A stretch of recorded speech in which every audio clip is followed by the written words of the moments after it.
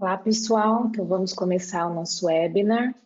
Hoje é o último dia, né, da semana de Inteligência Artificial e Machine Learning que a gente organizou para vocês. Estamos desde terça aí falando sobre os desafios dos clientes do setor público da AWS. E hoje nós vamos falar sobre saúde, mais especificamente sobre saúde pública e como a inteligência artificial tem ajudado os nossos clientes a prover um melhor atendimento, um melhor serviço na área da saúde.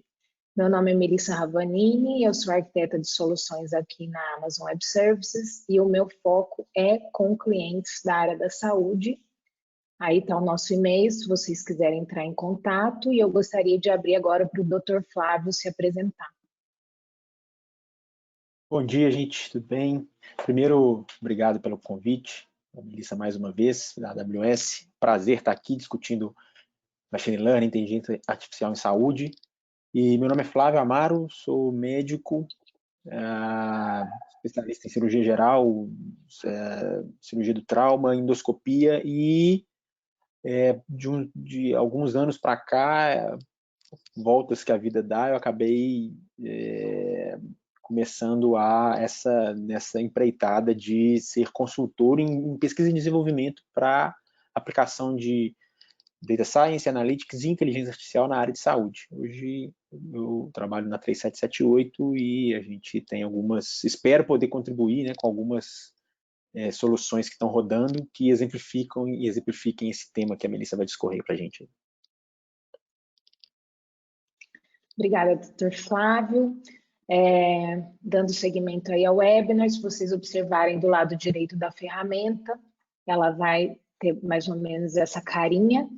A gente vai estar respondendo no chat as perguntas que chegarem, então tem um botãozinho aqui de perguntas, que é a interrogação, entra ali, posta no chat, e a gente vai respondendo. Ao final também algumas das perguntas, a gente vai falar em voz alta e responder aqui para todos ouvirem, ok?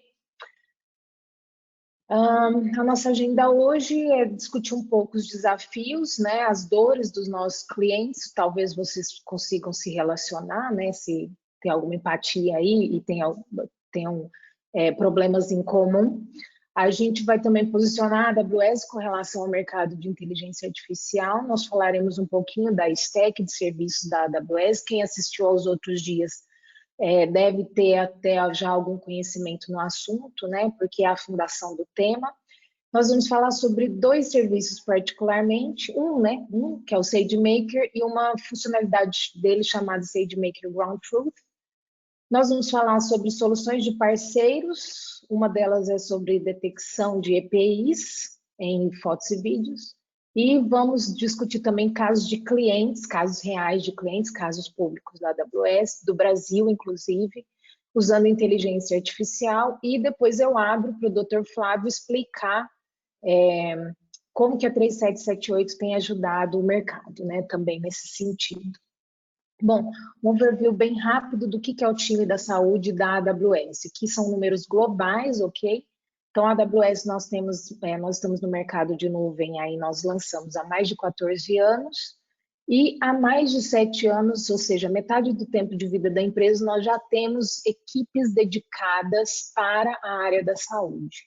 Se você juntar a média de experiência de todos os funcionários com foco em saúde na AWS, você chega a mais de 17 anos.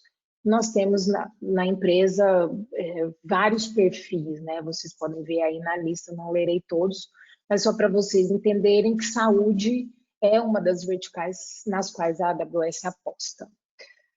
Quais os desafios que a gente tem ouvido dos nossos clientes? Estão aí na tela alguns, é claro que mais do que esses, mas os clientes conseguirem tomar decisões baseadas em dados, né? Então, até então, as decisões eram tomadas no cheiro, né? No feeling que se tinha, e hoje a gente tem visto uma mudança muito grande na área da saúde em tentar coletar dados e métricas e estatísticas e conseguir fazer previsões com base nesses dados. O burnout médico também é uma queixa, então a quantidade de trabalho, a carga de trabalho dos médicos é muito grande e nem sempre com coisas que são o core da sua função, né? Então, talvez a gente consiga ajudar aí também. A falta de agilidade no modelo tradicional de TI, isso é uma reclamação geral dos nossos clientes, geral e constante. Então, provisionamento de infraestrutura, ter um ambiente para desenvolvimento, para homologação, para produção. Então, todo esse processo é muito longo, muito burocrático, depende de muitas variáveis. Então, é uma reclamação constante. E também, o último ponto aí, é ter uma experiência diferente para os seus pacientes, né? Então, conseguir prover um cuidado diferenciado. A gente tem uma população que está amadurecendo em termos de tecnologia, a tecnologia está chegando em áreas antes nunca imagináveis, e a gente precisa se adaptar a isso, inclusive na área médica, né? Então, quebrar barreiras aí do status quo e conseguir entregar um serviço de qualidade mais interessante para o paciente. Como que o aprendizado de máquina, como que machine learning pode ajudar os clientes nesse sentido? Aqui estão alguns pontos, nós vamos discutir muitos deles ao longo da nossa apresentação, mas você conseguir prover uma melhor qualidade no cuidado, você conseguir coletar métricas e entender, coletar e gerar valor em cima desses dados e entender o que o paciente realmente precisa, né? Ou prover um atendimento mais rápido, mais eficiente, mais pontual, mais cirúrgico. A gente também conseguir melhorar a eficiência operacional, onde antes levava-se dias para extrair valor de documentos, por exemplo, hoje levamos minutos ou horas, dependendo do volume. Conseguir entender e melhorar a sua burocracia interna, o seu ciclo de receita, os seus processos. Então, aqui estou falando dos processos internos, não faceando o paciente. Estar em conformidade com dados dos pacientes, a LGPD está aí, a gente está falando dela há tanto tempo, ela está sendo adiada, né? A sua implantação está sendo adiada recorrentemente, mas não significa que a gente já não deveria estar cuidando com muito carinho dos dados dos pacientes, do sigilo, né, com segurança e tudo. A análise populacional, né, o Dr. Flávio vai falar aqui bastante sobre isso para a gente, e o aumento de engajamento com o cliente, você ter um feedback do seu cliente sobre a qualidade do serviço que você está prestando, você conseguir automatizar e desburocratizar a sua comunicação e o seu engajamento com o seu cliente. Então, o aprendizado de máquina está aí para ajudar nesse sentido, e eu queria trazer para vocês alguns dados de uso de inteligência artificial na AWS. Então, nós temos dezenas de milhares de clientes usando as nossas soluções de inteligência artificial. E no link abaixo, vocês vão receber esse material, no link abaixo aí na página, vocês têm acesso a um relatório de uma pesquisa que foi feita, na qual 89% dos usuários de Deep Learning na nuvem rodam na nuvem da AWS e 85% dos projetos de TensorFlow também na AWS. Mas tão importante é um gráfico, a pesquisa, né, o quadrante mágico do Gartner, com relação a serviços de desenvolvimento na área de inteligência artificial, que posiciona a AWS, a Amazon Web Services, como líder nesse quadrante, né? Esse gráfico é desse ano, então está bem recente. Vocês podem ter acesso ao relatório completo, ele é bastante extenso e detalhado, nesse link também no final da página. Mas então vamos falar o que a AWS tem para oferecer para os nossos clientes, né? A stack de Machine Learning da AWS, percebam que é um portfólio bastante completo e cada um desses serviços tem uma série, dezenas de funcionalidades, então ele é bastante robusto. Nós vamos começar de baixo para cima na stack, pensando em soluções de infraestrutura, então imagens de máquina virtual ou containers, né? E essas máquinas virtuais ou containers já possuem, já vêm provisionadas com frameworks mais populares aí de mercado, que você pode ver aí na linha, como TensorFlow, MXNet, Scikit-Learn e muito mais. Você consegue provisionar máquinas com GPU, CPU e inclusive FPGA. Subindo mais um nível de abstração na nossa stack, nós temos serviços de machine learning, aqui talvez a gente poderia chamar até de o que o mercado chama de PaaS, Platform as a Service, que é bastante representado por um serviço nosso chamado Amazon SageMaker. O Amazon SageMaker ele tem várias funcionalidades lá dentro, entre elas a possibilidade de você já ter algoritmos built-in lá dentro, você poder rodar, usar notebooks Jupyter, você fazer o processamento e o treinamento e o tuning dos seus modelos, você conseguir debugar e usar algoritmos de inteligência artificial que detectam soluções de inteligência artificial que detectam o melhor algoritmo para o seu dado, de acordo com o seu dado, monitoramento e muito mais. Subindo mais um nível na stack, nós temos os serviços de AI, ou como o mercado chama de SaaS, Software as a Service, nos quais você invoca uma API, né, ou serviço, e ele te devolve uma resposta. Então, por detrás dos panos, quem está cuidando de toda a infraestrutura e treinamento desse modelo e tunar o modelo é a própria AWS. Nessa stack, nós temos serviços de reconhecimento de imagem, de interação com fala, né? Então, transformar fala em texto ou transformar texto em fala, soluções de inteligência artificial para pesquisa e indexação, chatbots, personalização de conteúdo, fazer forecasting de dados, detecção de fraude e muito mais. Mas, pensando no dia a dia do médico, ou do pesquisador, ou do analista, ou enfim, da pessoa que trabalha com dados, né, o analista de dados, ele tem um trabalho muito grande quando ele vai trabalhar com inteligência artificial, né? Primeiro da preparação desses dados, depois a limpeza, a construção dos modelos, da escolha dos algoritmos, depois uma vez escolhidos, você treina, você aperfeiçoa, você tuna, né, o seu ambiente. Por debaixo disso tudo, você tem que ter um ambiente, então você tem que ter uma máquina boa para treinar, você tem que ter essa máquina boa para tunar.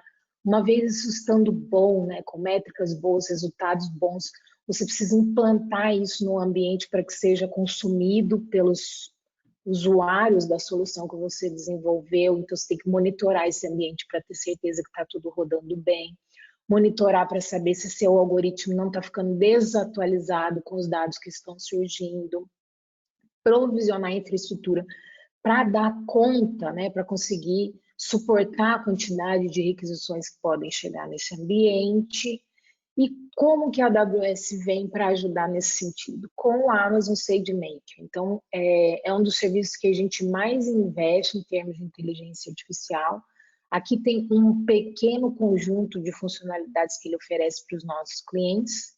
De cima para baixo, aí uma IDE web para você fazer toda a programação, e ela suporta todo o ciclo de vida. Então, de dentro dela você consegue orquestrar todo o ciclo de vida do seu modelo, desde preparação dos dados, provisionamento do notebook e até o fim, a implantação e monitoramento. Isso tudo dentro do SageMaker. Se você já tem acesso à console AWS, se não crie sua conta, é gratuito, não tem nenhum tipo de gasto. A gente tem também vários serviços que entram na camada que a gente chama de free tier, uma camada gratuita. E aí lá dentro você vai encontrar um serviço chamado SageMaker. Quando você abre a console, é isso que você vai ver, né? Ele te ensina ali alguns passos de como começar, né? Como que eu começo. Mas interessante do lado esquerdo aqui são as suas múltiplas funcionalidades. Então você tem o Ground Truth, que eu vou entrar no assunto em breve. Você tem a possibilidade de provisionar notebooks, fazer o processamento, treinamento. A parte de treinamento tem uma funcionalidade de SageMaker muito interessante, que é o tuning, hyperparameter tuning, no qual você usa uma biblioteca do SageMaker, você passa um range de parâmetros para o seu modelo. E ao invés de você ficar editando esses parâmetros, edita, roda, você passa um range e o próprio SageMaker vai rodar com todos esses parâmetros e vai te dar o resultado de qual deles foi o melhor. E você tem também o AWS Marketplace, que é um marketplace que você consegue encontrar aí modelos que você consegue consumir. Então, máquinas virtuais que você provisiona, já com modelos ali dentro, para você não ter que se preocupar com isso, certo? Nós vamos falar um pouquinho agora sobre o Ground Truth. Então, o que é o SageMaker Ground Truth?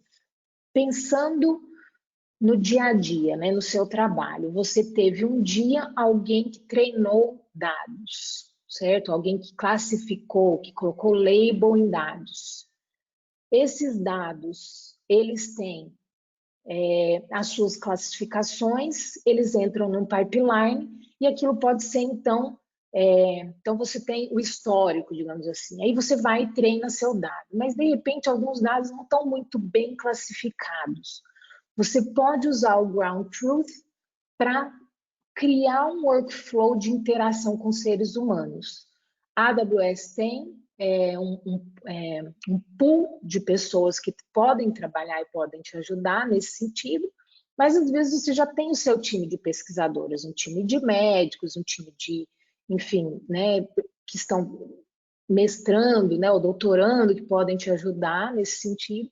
E aí você cria o seu workforce dessas pessoas e essas pessoas, então, vão receber aquele dataset e vão classificar esse dataset. E o resultado disso pode entrar aí no seu fluxo de treinamento, então, usar os dados que já estavam bem classificados, mais os dados que foram classificados ali no momento do seu pipeline pelo seu time de workforce. E aí usar esses dados para treinar o seu modelo. O Ground Truth permite que você crie classificação em 5 categorias. Classificação de imagem para você escolher um tipo só. Classificação de imagem para você escolher múltiplas classificações. Você fazer o que a gente chama de bounding box, ou caixa delimitadora do que é importante, do que é relevante na imagem. Você fazer segmentação semântica, ou seja, dentro da imagem você marcar exatamente o que é importante nessa imagem. E você corrigir, você classificar, né, colocar labels ali numa imagem. Então, ali no exemplo, por exemplo, é um carro e você fala, ok, aí realmente é um carro, tá correta a sua classificação. Nós vamos para a demonstração agora. Deixa eu mudar minha tela aqui. O trabalho por detrás dos panos eu já fiz para a gente chegar aqui na demonstração e você ter o feeling do que é um médico começar a trabalhar numa classificação.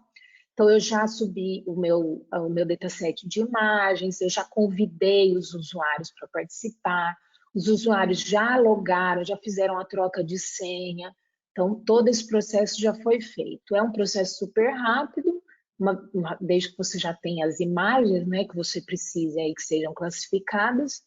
Então, é um processo bastante rápido, né? Cria em 5, 10 minutos isso está montado e aqui estaria aqui nessa tela com vocês como um dos médicos fazendo a classificação.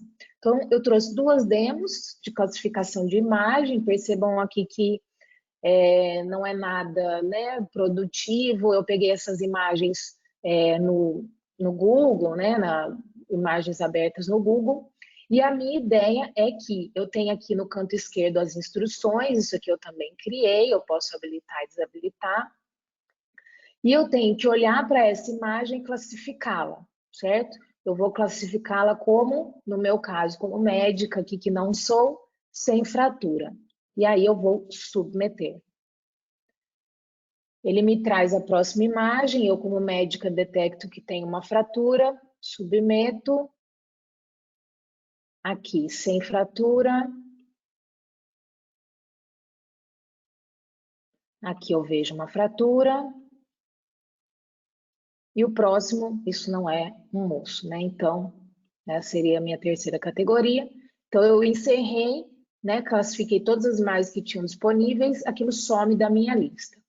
A próxima demonstração que eu vou mostrar para vocês é a de marcação da imagem. Eu tenho aqui algumas imagens de pulmão, né, de tomografia de pulmão, e eu consigo marcar essas imagens, ou usar a própria ferramenta da AWS, ou fazer uma segmentação de polígono, ou usar uma escova, por exemplo, né, um pincel. E aí eu venho, marco e vou desenhando aqui. Opa, aqui tem, marquei. Gente, eu estou fazendo isso aqui de forma demonstrativa, né? Claro que se fosse um paciente de verdade, um trabalho de verdade aqui, eu não faria com esse desleixo. Mas, enfim, marquei ali e submeti. No final das contas, o que isso me gera? Eu tenho 3 imagens aqui, eu não vou até o fim pela otimização do nosso tempo. Mas o primeiro trabalho que a gente fez me gera um JSON. Um JSON que me fala, para a imagem tal, eu classifiquei como ele transforma aquilo num índice, o índice é o 0, ou seja, é um osso quebrado.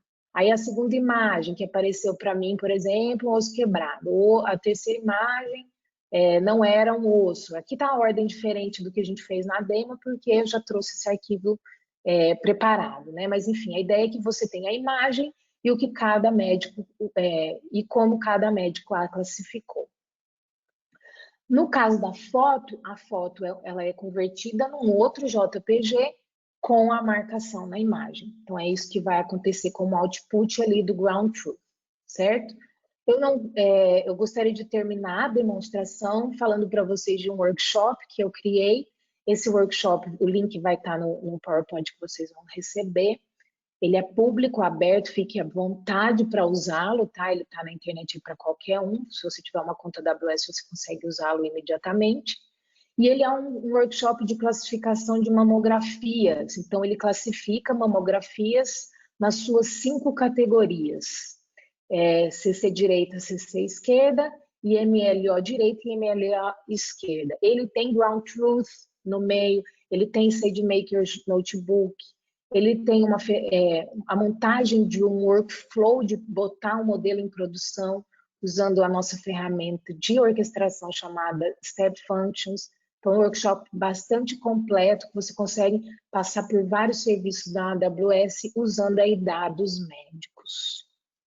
Voltando para a apresentação, nós temos uma solução também na console chamada AWS Data Exchange, é um serviço relativamente novo. Você entra e você busca por dados. Então, pessoas fornecendo dados ou seja, clientes AWS fornecendo dados para outros clientes consumirem. Eles podem ser gratuitos ou eles podem ter subscrição. E aí você pesquisa ali dentro algum que faça sentido para o seu negócio e a partir dali, enfim, o que acontece esse dado ele é liberado para você ou exportar para o seu bucket do Amazon S3. E aí você consegue começar a trabalhar com esse dado, fazer análise, fazer machine learning, fazer, enfim, estatísticas, o que você precisar, ou você fazer download desse dado e trabalhar na sua própria máquina, né? Então, tem aí essa disponibilização, vocês viram lá, vou voltar, tá, rapidamente, a gente tem quase 360 datasets na área da saúde nesse serviço. Então, agora a gente não tem desculpa mais de não ter dados para começar a usar as soluções da AWS. A gente tem uma solução de detecção de EPIs, que não é a gente, é um parceiro da AWS, é a Vitec. Ela desenvolveu uma solução usando inteligência artificial na AWS que analisa imagens ou vídeos em busca de EPIs. Então, ele identificou, por exemplo, nessa foto que essa pessoa tem 70% de chance de estar sem máscara e que essa pessoa tem 97% de chance de estar com máscara. Aqui ele fez uma análise mais completa, então máscara, óculos, luva, jaleco. Então, observem aí que é uma solução bastante interessante, o link vai aí, e se você entende que isso é um business case importante para a sua empresa, entre em contato, a gente consegue fazer uma POC com o apoio do parceiro, ok? O último tema que eu trago para vocês são os casos de cliente, casos reais, casos públicos da AWS, usando inteligência artificial. Aqui com bastante foco na saúde pública, nós temos a Inova HC, que é o núcleo de inovação do Hospital das Clínicas de São Paulo. Eles estão em parceria com uma série de empresas, e a AWS é uma delas, no desenvolvimento de uma plataforma de inteligência artificial. A gente começou com dados de Covid, então tomografias e raio-x de Covid, entrando na plataforma e sendo analisada por algoritmos de inteligência artificial. A ideia é ajudar o médico, o radiologista, no seu laudo, né? Quantos por cento daquele pulmão está comprometido? É possível que seja Covid ou não, enfim, outras decisões que podem ser tomadas aí, que o modelo de inteligência artificial vem para ajudá-lo, né? Então, agiliza o processo, deixa o médico mais seguro na sua tomada de decisão e até o ajuda ali nas suas métricas. Nós temos hoje 39 hospitais e centros cadastrados na plataforma, e temos mais de 10 mil imagens que já foram analisadas pela solução, rodando essencialmente na AWS. Nós temos a FID, os radiologistas aí se identificam com a FID, né, conhecem bastante porque ela é realmente bastante grande, né, tem uma volumetria bastante grande de imagens e tem um papel muito grande no estado de São Paulo e outros estados aí no apoio ao funcionário público, né, ao servidor público do estado de São Paulo nos seus exames. Então, eles fizeram uma parceria com um parceiro da AWS, um parceiro de Israel, na detecção de possíveis lesões cerebrais, né, e ajudando aí na priorização. Então, link público aí, como que funciona? A ferramenta detecta, ela chama IDOC, né? Então é uma solução que recebe a imagem, detecta possíveis lesões e no pipeline do médico, médico quando está laudando, ele recebe um aviso e aquele exame é priorizado na sua fila de análise. Então, vamos supor que ele tem 10 anos para analisar, aquilo pula ali com um alerta e chega na frente de outros exames como uma possível lesão. A ideia é agilizar, obviamente, o resultado desse laudo para você ter um atendimento mais eficiente num paciente que está correndo risco de vida. Nós temos também, esse caso não é do Brasil, mas é um caso interessante de uso da Alexa. Esse botãozinho azul que vocês estão vendo aí à esquerda é um Echo, é o hardware, né? E ele, quando você fala com ele, na verdade você está falando com a Alexa, que é a nossa assistente virtual, né? Então, com ela você se comunica, então ela está ali num quarto de hospital, o paciente, Alexa, por favor, chama a enfermeira para mim. Alexa, desliga o ar-condicionado. Alexa, mexe na minha cama. E a ideia é que ela comande, né, via integração com outros recursos aí no próprio quarto, tem proveja uma experiência mais interessante aí para o paciente. E o último caso para vocês, antes de eu passar para o Dr. Felipe, é o caso da Unimed de Belo Horizonte, que usa a inteligência artificial na sua aprovação de procedimentos, de consultas, de exames. Eles desenvolveram tudo rodando na AWS, usando Scikit-learn e outros frameworks, um pipeline de aprovação. Então, ao invés de todo pedido de procedimento passar para um médico aprovador, hoje, grande parte desses pedidos passa pelo robô. Só aquilo que a acurácia do modelo não consegue decidir com muita precisão, que aí sim ele vai para um médico laudador. Então, isso agilizou a aprovação dos exames e desonerou o médico para ele poder fazer tarefas mais nobres aí do próprio trabalho dentro do hospital, dentro da Unimed, e também focar seus esforços naqueles pacientes que mais estão precisando da sua ajuda. Caso público, está aí o link. Eu vou passar agora para o Dr. Flávio, só um segundo.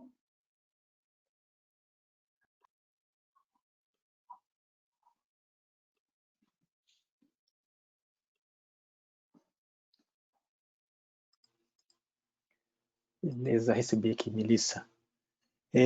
Bom, muito legal a apresentação.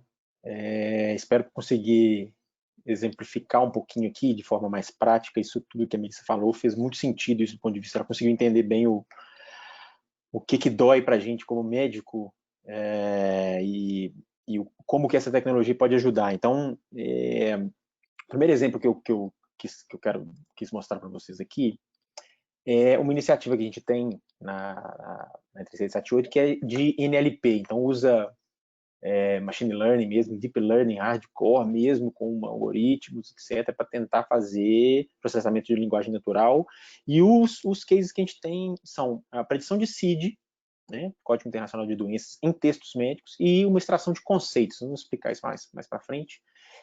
Já de antemão, eu sei que tem um público bem qualificado que está assistindo a gente aqui, mas pode ter profissional de saúde e que às vezes não é muito familiarizado com esses termos que a gente vai usar, enfim, métrica de avaliação. Então, o meu objetivo também aqui é tentar falar para o pessoal que não está tão familiarizado com isso aqui também. Então, se ficar um pouco pedante, etc., já me desculpem de antemão. Esse projeto nosso de petição de CID é bem simples. O pipeline é, a partir de documentos médicos, a gente ter como outcome, como Y, como resultado do modelo, uma lista de CID que está contemplado nesse documento médico.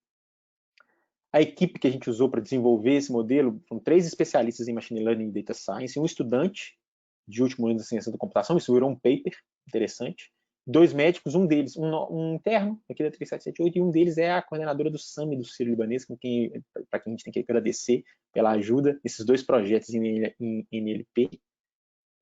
Aqui um resuminho, né, do quem sou eu para falar de pipeline, sistemas, mas é só um resuminho de como que é o sistema, por curiosidade. A gente, a partir de sumários de alta, classicamente, né, os estudos todos são feitos com sumários de alta, que é onde normalmente os hospitais procuram, porque o sumário de alta é um resumo, né, da internação do paciente, então ali estaria, teoricamente, toda a informação que a gente precisava para poder saber qual CID foram mais relevantes naquela internação. Então, a partir de sumário de alta, a gente faz todo o pré-processamento, que é retirar a letra maiúscula do texto, normatizar o dataset, vamos dizer assim, né? E também na fase de pré-processamento está a fase de dividir meu dataset em train, dev, test sets, né? Então está tudo aqui dentro. Depois disso, tem esse treinamento de embeddings, que é basicamente transformar todo esse dataset em vetores de 1 a 0, para que o modelo possa consumir esses vetores, álgebra linear, aquela história toda de machine learning, base de machine learning, e aí eu entrego para uma rede convolucional que soltaria para a gente uma lista de CIDs presentes naqueles documentos. Só que nesse trabalho aqui a gente utilizou uma rede com uma feature a mais, que é esse mecanismo de atenção. Como é que ele funciona? A rede entrega para esse mecanismo a informação e ele devolve para a rede uma faixa de ponderação. Então, os pesos que ele dá, que a rede convolucional daria para cada CID, ele é ponderado a partir do resultado do mecanismo de atenção, para então eu soltar uma lista de CID compatível com o texto que eu dei de entrada. Esse modelo, a gente conseguiu publicar ele, o primeiro passo foi publicar ele numa das melhores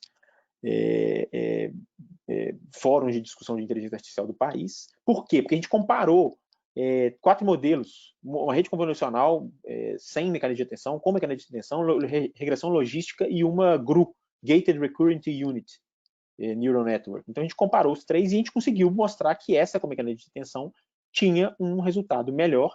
Além disso, a gente colocou aqui, nesse contexto, como a gente tinha acesso a esses dados, além de sumários de alta, a gente usou documentos de admissão e evolução de paciente, que é o que é normal dentro do hospital. A gente tem esses documentos lá. Então, esse tipo de acréscimo ao dataset resultou em uma melhora de F1. F1 é uma métrica de avaliação que é muito comum para você mostrar o quão bom é o seu classificador. Para a gente da área da saúde, isso é alienígena, completamente. Essa métrica de avaliação é uma média, por definição, é uma média harmônica entre precision e recall. Para a gente da área da saúde não faz sentido nenhum isso, eu posso resumir como é uma média entre valor preditivo positivo e sensibilidade. Nessa média, eu consigo ter uma ideia de quão bom está o meu classificador. Então, a gente melhorou o nosso classificador, uma vez que eu acrescentei admissão e evolução ao meu dataset. E, além disso, numa discussão subsequente, a gente pensou o seguinte, um dos cientistas de dados pensou o seguinte, olha, o resultado do nosso modelo entrega CIDs em subcategorias. Então, K35.9, que é apendicite aguda, sem outras especificações. E se eu, por um acaso, entregasse só o K35, apendicite aguda, para alguma funcionalidade, isso está bom? Está ótimo. Às vezes, por burocracia, eu preciso saber o subtipo, a subcategoria. Às vezes não, às vezes eu só preciso saber que é uma apendicite aguda que eu tenho ali. Ou que no E14, por exemplo, é uma diabetes mellitus. Você não precisa saber se é sem complicação. E isso a gente viu que aumenta o F1 também. Então, melhoramos bem o classificador a partir de uma necessidade clínica, uma necessidade real que resolve problemas dentro do hospital.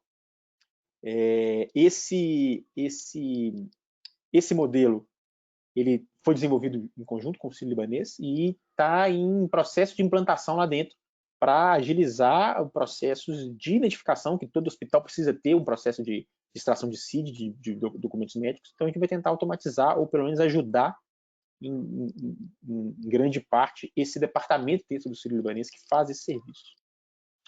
A extração de conceitos também é um exercício de NLP a partir de documentos médicos, só que é um pouco diferente. A partir de documentos médicos, eu vou achar listas de conceitos classificáveis. O que é isso? Vou tentar explicar um pouquinho aqui. Criei esse recorte de um documento médico que diz o seguinte: paciente diabético e hipertenso sem controle, paciente diabético e hipertenso sem controle adequado. Ele faz uso de captopril e levodopa no momento sem insulina. Então, esse modelo ele consegue identificar que diabético e hipertenso é um negócio que chama condição. O paciente tem uma doença e tem uma condição, diabético e hipertenso. Além disso, ele consegue identificar que captopril, glibenclamida e insulina são medicamentos. Então, ele me solta essa tag para esses conceitos aí.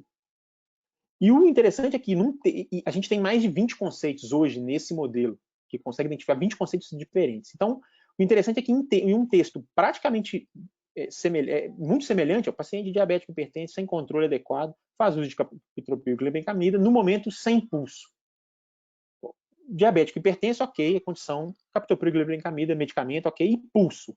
Pulso não é nenhum dos dois, pulso é um outro conceito que é um sinal. Ok, dentro daqueles 20 sinais a gente tem como classificar essa entidade, mas o interessante é que com o treinamento, com o interesse da equipe que usa esse tipo de solução, o termo sem pulso, ele pode passar a não ser um sinal, mas ser um sinal de gravidade. Isso aí começa a dar uma ideia para a gente de como utilizar esse tipo de solução. Porque eu consigo, obviamente, preencher formulários de forma automática, e aí a gente tem agilidade nos processos, foi o que a Melissa falou lá atrás. Pensando em saúde pública, você precisa de agilidade. O SUS precisa de funcionar melhor. Então, a gente agiliza o processo, a gente tira serviço burocrático da equipe de saúde, que hoje em dia, cerca de 80% dos serviços dos profissionais de saúde são burocráticos, vamos dizer assim, não é o cuidado direto com o paciente, não é a assistência. E, além disso, e esse é um pouco mais refinado, esse conceito de melhora de performance de busca semântica, é isso, eu consigo achar dentro do meu documento o que eu quero. Para pesquisa, eu consegui identificar qual paciente, nesse exemplo que eu dei, não tem pulso à chegada do hospital, porque um paciente sem pulso é um paciente que está mais grave. E eu reduzo o gap in care. O que é isso? Gap in care é aquele intervalo onde o paciente não está em contato com o sistema de saúde nem com o médico. Ele teve contato comigo, eu passei o remédio para ele, ele foi para casa, ele está no gap do cuidado. Será que na casa dele ele está bem, ele está tomando esse remédio bem feito? De forma certa, ele está tomando os cuidados que ele precisa de tomar, ele está fazendo exercício físico, está bebendo água, está andando. Ou, no caso do nosso exemplo, eu quero saber se o paciente que teve um sinal de risco, se ele voltou no médico dele, se ele olhou o resultado do exame dele. Então, eu começo a ficar um pouco mais proativo nesse espaço onde eu não estou em contato direto com o paciente, no gap in care. Isso faz uma diferença tremenda pensando em saúde pública e em um sistema único. Os pacientes são muitos e às vezes são mal assistidos e a gente por exemplo, a partir de um serviço de diagnóstico, eu consigo entrar em contato com ele e falar assim, olha, volta no seu médico, não deixa de voltar não, porque eu achei uma coisa aqui preocupante. Então, isso é bem interessante.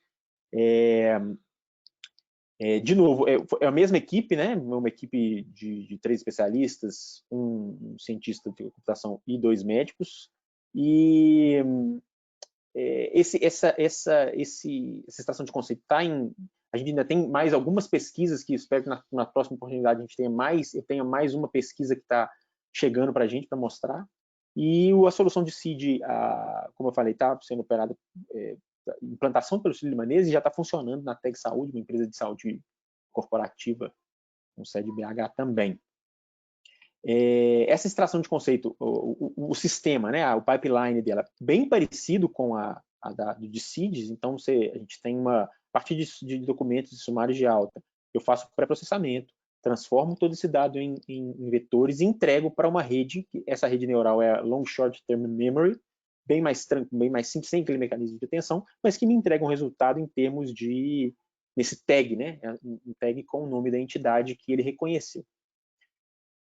Deixa eu mostrar como que esse vídeo, como que esse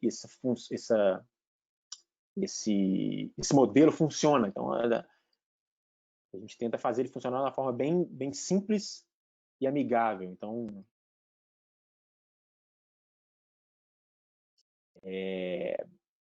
o objetivo é ter embarcados as duas soluções, né? Então eu consigo identificar as entidades e seeds a partir de texto. Eu posso incluir aqui, eu tenho um texto livre, mas eu posso carregar o texto que eu quiser, sendo ele sumário de alta, evolução ou anamnese, ou a compilação dos 3, que é o caso desse exemplo que eu trouxe aqui. Então a gente vai colocar esse exemplo, um exemplo fictício, né? Que tem sumário de alta, uma evolução de um primeiro dia de internação do paciente e a admissão dele no pronto-socorro. Então, é uma história de um paciente que teve uma apendicite aguda, vamos dizer assim. Eu contei essa história e aqui você contém um monte de informação a respeito desse paciente, informação que ele, enfim, exame físico e tudo mais. E aqui na queixa principal, vamos focar nessa história que mostra bem como que ele funciona. Esse aqui a queixa principal é o início da entrada dele no hospital. Então, ele mostra aqui que ele é hipertenso, diabético, previamente hipertenso, diabético. Ele tem algumas características como ele é etilista social, não nega tabagismo. Ele tem um histórico aqui de cirurgia do aparelho digestivo prévio, está ali em cima. História de colecistectomia prévia. Ele retirou a vesícula em algum momento da vida e você consegue ver vários outros dados dele, de exame físico e tudo mais. E aí você tem também conduta, tudo que você pode... Então, uma vez que eu submeto esse documento, eu vou receber a análise ali embaixo, nesse outro campo aqui, e você vai ver a análise em códigos de CID e em reconhecimento de entidades. No CID, você está ali vendo que ele identificou o CID de apendicite aguda, ele identificou o CID de hipertensão arterial, e a cirurgia prévia, diabetes, náuseas e vômitos, que ele apresenta com náusea, e ele tem uso de álcool, histórico de uso de álcool, então isso virou um CID. E aqui você consegue ver o limiar do seu modelo. Eu posso pedir para ele me dar só o que ele tem mais certeza. Eu perco alguns CIDs, mas ele me dá com mais certeza. Você vê a última coluna ali, é a confiança que ele tem naquele CID que ele está te dando. E nessa aba do lado aqui, eu tenho os reconhecimentos de entidade. Então, é mais ou menos como ele mostra, ele vai me reconhecer essas entidades que estão em azul ali, informante, FIND, situação, disorder e diagnóstico. Então, edema é um finding, vômitos, disorder, e por aí vai. Então, essa é como essa funcionalidade funciona, como essa aplicação funciona. Vou voltar aqui. Todo mundo vendo minha tela aí? Beleza. Um segundo exemplo que eu quis trazer aqui deixa eu falar aqui, vou perder a oportunidade. Todo esse trabalho de coleta de dados, processamento, embeddings, tudo isso foi feito no S3 da AWS, e a gente usou para fazer o processamento desses dados aí 2 máquinas da EC2. Especificação, vou perder a oportunidade não, né, Melissa?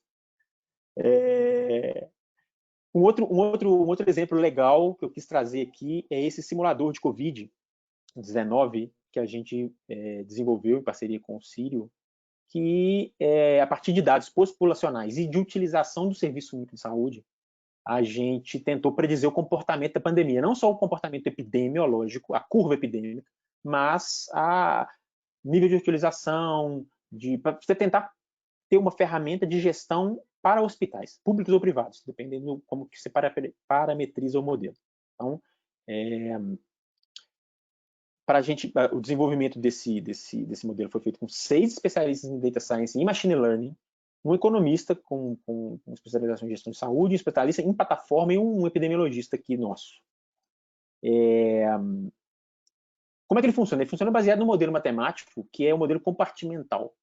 Ele tem 4 compartimentos, um compartimento de indivíduos susceptíveis, que eles mudam de compartimento uma vez do susceptível para o exposto, uma vez que ele, dependendo do grau de transmissibilidade da doença e do comportamento do paciente. Então, eu não expliquei isso. O modelo CEIR é um modelo que tenta explicar como uma doença funciona, qualquer doença. Você precisa de ter alguns dados sobre a doença. Então, a gente usou esse tipo de modelo, que é geral, para o COVID. Então, o R do COVID ele é bem específico. É um grau de transmissibilidade da doença.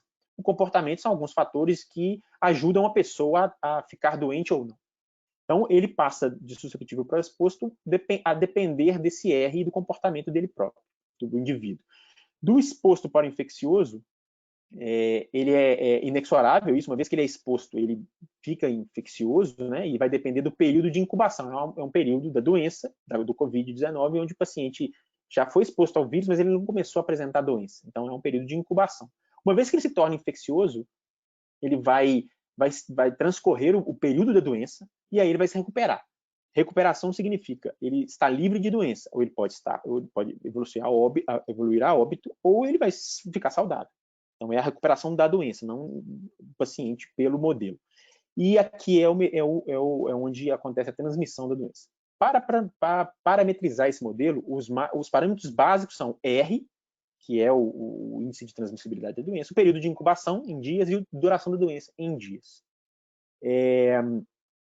Eu trouxe esse vídeo da solução funcionando, vou mostrar para vocês aqui também.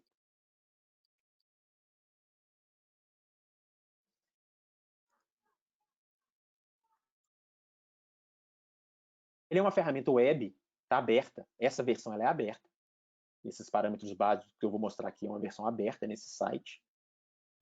Então, é uma interface, de novo, simples, como feita em parceria com o Sírio-Libanês. Aqui nessa coluna da esquerda é a coluna da parametrização do modelo. Nós vamos discutir isso mais tarde, mas deixa eu mostrar como é que ele funciona primeiro. Tem vários parâmetros, a gente vai passar por isso mais tarde. Mas como é que é a cara dele? Primeiro, é bem voltado para a saúde, eu consigo pesquisar por região de saúde, macro-região, região de saúde, município ou estado. Aqui já está presetado para São Paulo, mas você consegue fazer a busca que você quiser por municípios, praticamente todos os municípios do país, que eu consigo extrair dados do SUS.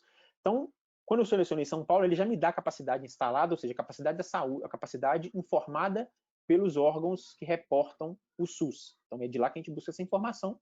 Então, eu tenho o número de leitos clínicos, leitos de UTI, e aqui eu já tenho a curva epidêmica, curva de infectados. Eu tenho novos casos por dia, e os dias no eixo X. E aqui eu vou ver o amarelo contínuo é o histórico, o amarelo tracejado é a minha predição, e o sombreado amarelo que eu tenho junto com a predição é o meu range, né, o meu intervalo de confiança. É a mesma coisa para a linha laranja, que é a prevalência, o tanto da população que está atingida. Aqui você vê por dia como que é o número de dados, o número de pacientes, de novos casos por dia, e a porcentagem da população atingida. É a medida da prevalência, aquela história da imunidade de rebanho, né? Agora, se eu procuro o pico aqui, ó, da nossa curva de São Paulo, que parece que vai acontecer por volta de 23 de agosto, ou seja, nós estamos no pico, é uma predição isso, então tem uma variação de uma semana, duas, você vê que no dia 23 você tem 700 e tantos mil casos, alternando de 850 a 480. E aí você tem a última referência do último dado oficial que o sistema conseguiu captar, que é o 18 de agosto. Você tem ali embaixo, em laranja, a prevalência e a prevalência do dia 18 de agosto. E aí sim você tem esses esses mesmos parâmetros ao longo de toda a previsão que eu setei ali, 180 dias. Além dessa curva epidêmica, eu tenho a estimativa de óbitos, mesmo raciocínio. Aqui, só que agora o eixo Y é acumulado de casos. Então, eu tenho o histórico em contínuo e a linha tracejada é a nossa predição para o total de óbitos por Covid na cidade de São Paulo. Aqui começa a ter uma ferramenta interessante para a gestão de hospitalar, né, de serviços públicos, que é uma predição de utilização tanto de UTI quanto de leitos de enfermaria. E essas linhas horizontais são a capacidade de leito informada pelo SUS. E a linha tracejada é a nossa predição de utilização. Então, você vê que nos próximos dias aí a gente está predizendo uma dificuldade em receber todo mundo nos leitos disponíveis pelo SUS. É uma predição, né? Então, isso liga um alerta para a gente. E aqui, também para a gestão hospitalar, é uma ferramenta que deixa parametrizado os insumos, né? Insumos e serviços médicos que eu posso fornecer, ou que eu preciso de me atentar quando eu estou tratando de um problema desse. Então, eu posso vir aqui e selecionar só o número de ventiladores que eu preciso. Então, você vê ali que mais perto de setembro, dia 2, 3 de setembro, eu tenho um pico de utilização do meu ventilador que faz sentido pelo pico lá. Eu tenho um pico dia 23, o paciente vai entrar no hospital e vai precisar do ventilador mais para frente. Aqui é legal que começa a explicar quais parâmetros a gente usou. Então, eu tenho todos os indicadores que são clínicos e epidemiológicos, e aí a explicação do que é o indicador e as referências que a gente usou. E aí vamos voltar ali na parte de parametrização, só para eu acabar de mostrar o que a gente tem para usar. Então, aqui está sempre setado para 180 dias, né? Mas eu posso aumentar o meu intervalo que eu estou fazendo a predição. Mas o legal é que eu falei lá atrás que eu preciso do número de reprodução básico, que é o R, então está aqui o R para o estado de São Paulo. Eu preciso do tempo de incubação da doença, que é o tempo que o paciente fica assintomático. E depois eu preciso do tempo do período infeccioso, que é o período da doença. Então, esse é o básico que o modelo usa. Tudo isso mais a gente é parametrizado junto ao SUS, mas isso varia de hospital a hospital, o que ele tem de informação, então ele fica muito mais fit para o market share de quem está usando essa ferramenta. Deixa eu voltar aqui. Esse simulador aí, ele está sendo usado pelo Sírio-Libanês, no programa Todos pela Saúde, teve uma utilidade no programa Todos pela Saúde. A rede de hospital Mater Dei aqui em BH tem usado isso para programação interna. O Hospital Nossa Senhora das Neves, em João Pessoa. O CONAS tem usado isso. E como é uma ferramenta aberta, a gente não tem muito controle de quem mais está usando essa solução. E o que é interessante, extrapolando um pouquinho o ambiente hospitalar e de saúde, a gente recebeu umas demandas de clientes, como o MRV e a Vale, por exemplo, de falar assim, olha, tudo bem, vocês estão entendendo bem a epidemiologia. Como é que eu tomo a decisão se eu vou abrir ou não minha planta? Vocês me ajudam nisso em algum grau, com esse conhecimento, com essas informações que vocês têm? Foi exatamente o que a gente pensou, pegar alguma informação e plotar em um gráfico de dispersão. A gente criou um gráfico que eu tenho no eixo Y novos casos por milhão. Por que por milhão? Porque eu consigo comparar melhor cidades. E no eixo X, o R, que é o grau de disseminação do Covid.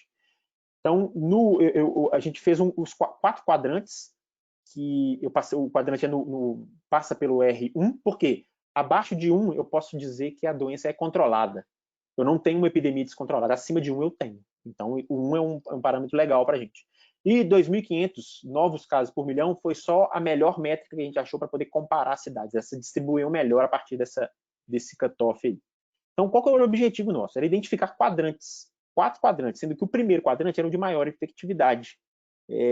A gente pode definir que cidades que estão nesse quadrante têm uma epidemia ativa, sugerindo que você tem que ficar, esse é o quadrante que você precisa mais controle, mais mitigação, mais isolamento social. O quadrante 2 já mostra um R menor, mas muito caso ainda.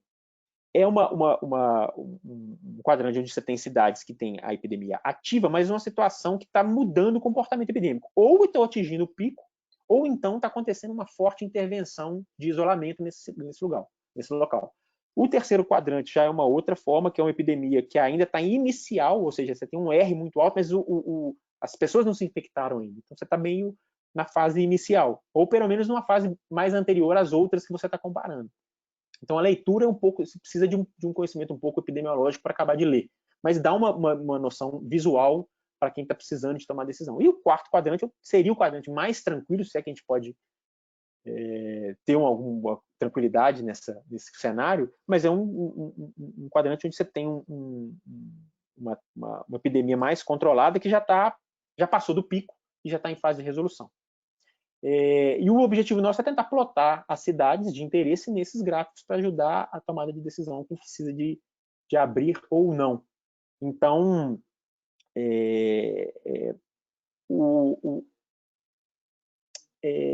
assim, eu consigo mostrar assim, aqui é aquele gráfico que vocês viram ali no modelo, né? Quando eu abri o modelo do vídeo. Então, aqui é o gráfico de São Paulo. Como que isso se transmite no gráfico de dispersão?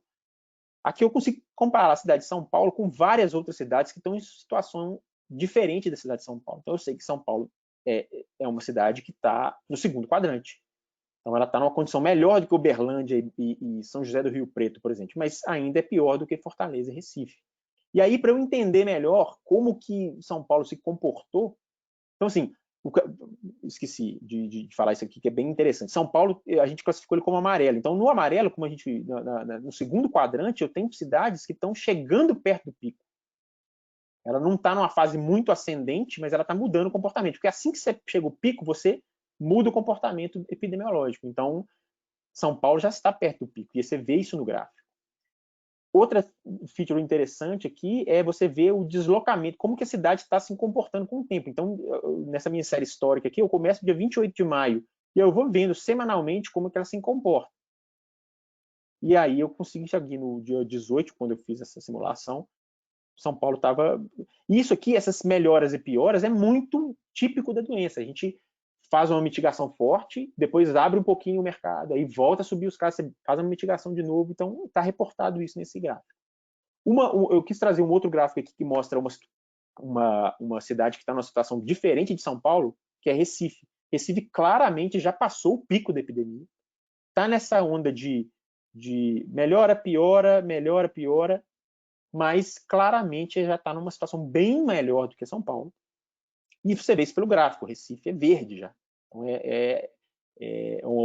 uma localidade que você tem uma tranquilidade muito maior de abrir comércio e tudo mais. E aí você consegue ver também qual que foi a trajetória de Recife a partir do dia 28/5. Aqui embolou, né? Você não sabe direito como é que foi que aconteceu aqui, mas você consegue entender melhor com o zoom. No dia 28/5 está aqui, e aqui você consegue entender que ele passou por aqui, depois ele piorou, provavelmente ele teve uma reabertura, e aí voltou a controlar de novo a doença e atualmente está aqui. Então, a gente tem essa funcionalidade, está ajudando quem precisa tomar decisão com a maior segurança possível. É saúde pública? É saúde pública. É SUS? Não. Mas é saúde. Nós estamos tomando conta de gente que precisa trabalhar. E eu queria trazer esse último quadro, porque o interessante é o seguinte: em projetos de NLP, hardcore, onde eu tenho rede convolucional, e modelos como o simulador de Covid, que eu tenho um modelo matemático simples, criado em 1928, não tem nada de machine learning isso aqui, nada. Eu precisei de 6 especialistas em machine learning para fazer um modelo que funcionasse bem, de forma diferenciada. Por quê? Porque o que eu preciso é de gente que entenda dado, eu preciso de clareza de problema, de gente que entenda o problema, uma equipe interdisciplinar e gente engajada com o propósito de ajudar a saúde. Isso faz a diferença nesse contexto que a gente está conversando aí. Era isso, Melissa. Deixa eu passar aqui. Para mim? Sim. Passou aí? Passou. Legal. Ótimo. Último slide para vocês, eu vou responder algumas perguntas. Espera aí que eu preciso clicar aqui, aprendendo a usar a ferramenta. É uma pergunta do Rodrigo, ele perguntou sobre o Ground Truth, se no Ground Truth a segmentação não poderia gerar uma imagem ao invés do JSON. Deixa eu voltar lá, eu fiz 2 demonstrações. A primeira demonstração foi sobre fratura e não fratura. Aquilo me gera um JSON, a imagem da fratura, se aquilo foi classificado como fratura ou não. No segundo caso, onde eu segmentei, onde eu marquei lá a lesão no pulmão, aquilo, sim, Rodrigo, me gera uma imagem. Eu falei aqui com vocês em trazer a imagem para vocês verem, eu tinha e falei em trazer. Mas ela me gera uma imagem com a marcação, igual estava no exemplo lá da própria ferramenta.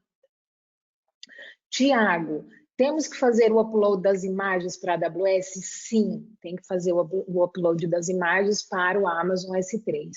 Em qual formato? Formato de imagem, não DICOM, tá? Ela tem que ser convertida, o DICOM tem que ser convertido em JPG ou PNG, enfim, e ser feito o upload para a AWS. As APIs da camada de serviços do SageMaker, Max, muito obrigada por essa pergunta.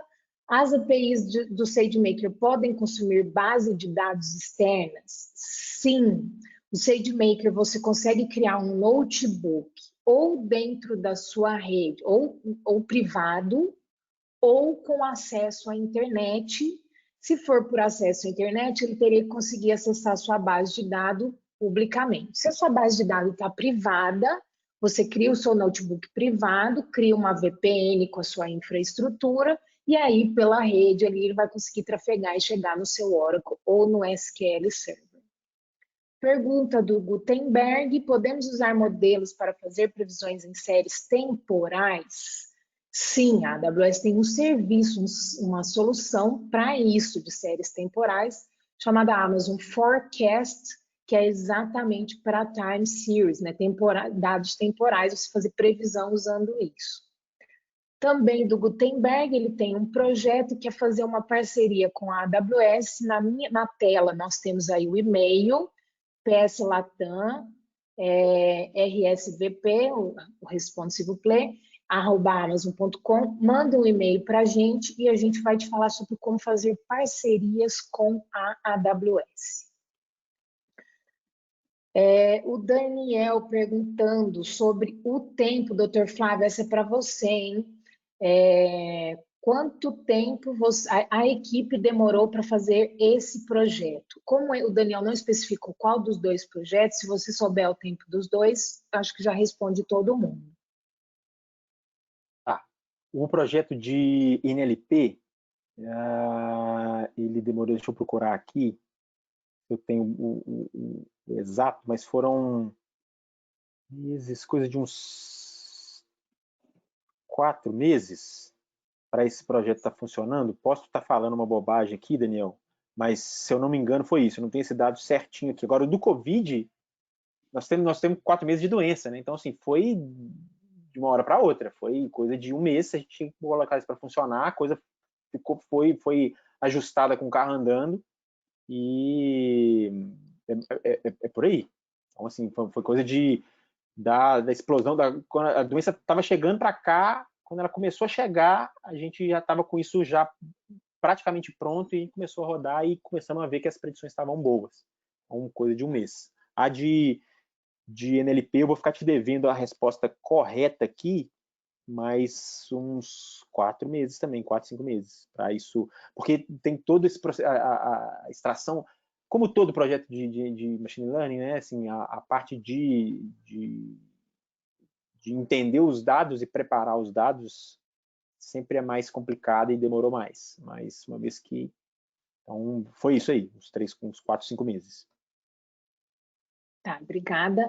Antes, eu estou vendo que tem uma outra pessoa saindo, né? A gente deu o horário também. Tem na página aí um QR Code para vocês responderem à pesquisa de satisfação. A gente precisa do feedback de vocês, tá? Para continuar sempre melhorando. E vocês vão concorrer a um prêmio. Eu não posso contar o que é o prêmio. É uma surpresa muito legal. Então, vai lá, preencha a pesquisa de satisfação e concorra a um prêmio, ok? Tá aí o link e o QR Code. Doutor Flávio, tem uma pergunta para você do Cássius. o indicativo do RT de contágio menor ou igual a 1 por mais de uma semana em tendência de queda indicaria uma imunização coletiva local?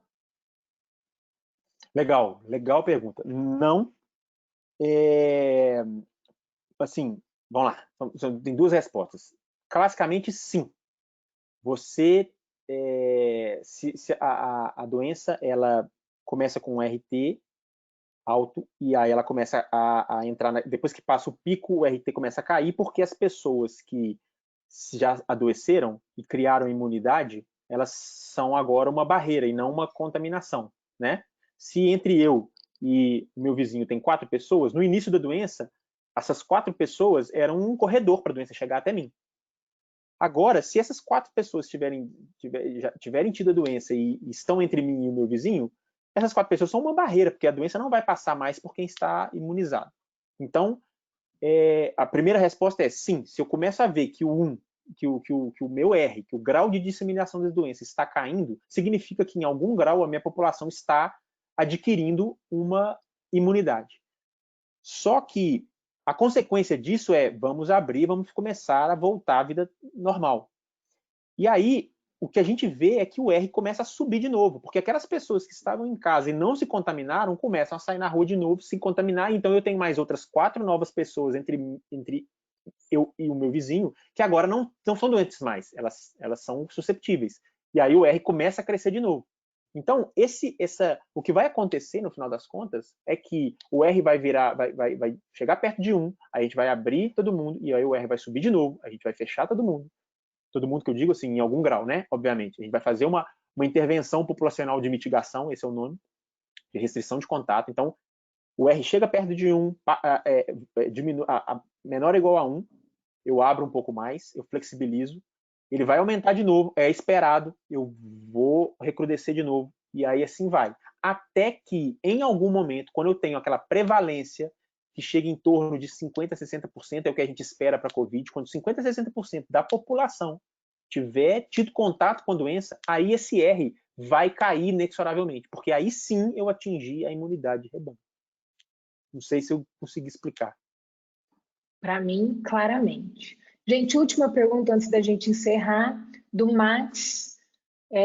E o contrário? Ao invés do SageMaker consumir as minhas bases locais, eu posso, da minha base local, usar as APIs do SageMaker? Sim.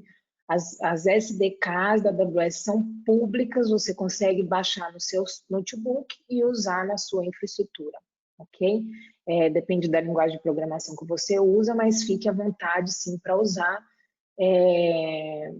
o SageMaker aonde você estiver, ok? Gente, mais uma vez, muito obrigada pelo tempo de vocês, espero que tenha sido útil, obrigada pelas perguntas, se vocês tiverem mais, não deixe de entrar em contato, nós estamos à disposição, e bom fim de semana e a gente se vê na próxima. Obrigado, gente. Obrigada, doutor Flávio, obrigada. Foi um prazer. Até a próxima.